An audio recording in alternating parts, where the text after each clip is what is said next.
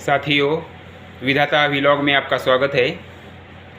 23 जून को इटावा के दादरपुर गांव में जो घटना घटित हुई,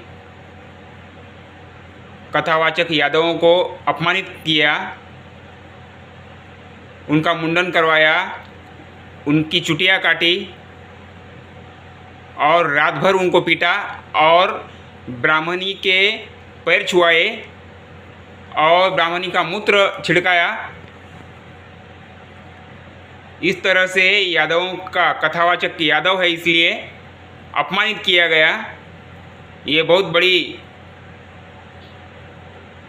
अपमानजनक बात है। इस घटना का मैं कड़ी निंदा करता हूँ और मैं ब्राह्मणों से कहना चाहता हूँ कि हे ब्राह्मणों, अगर आप इतने ही श्रेष्ठ हैं तो आप भारत में शूद्र, अतिशूद्र, नीच लोगों के देश में क्यों रहते हो?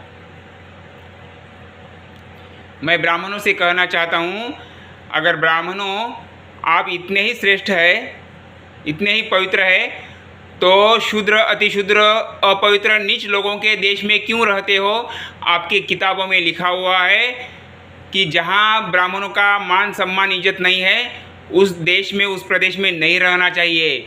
जब आपका मान सम्मान नहीं हो रहा है भारत में, तो हे ब्राह्मणों, मैं आप लोगों से कहना चाहता हूँ कि आप शूद्र, अतिशूद्र, नीच लोगों के देश में क्यों रहते हो? आपके पवित्र मातृभूमि वेस्ट यूरेशिया में क्यों नहीं जाते हो? या फिर आप मंगल ग्रह पे क्यों नहीं जाते हो? सब कुछ तो आपके मंत्रों के अधीन है। फिर प्रॉब्लम क्या है? क्यों नीच लोगों के, गंदे लोगों के देश में रहते हो?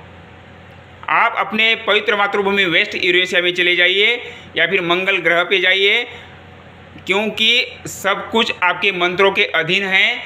आप चाहे तो मंगल ग्रह पे भी जा सकते हो।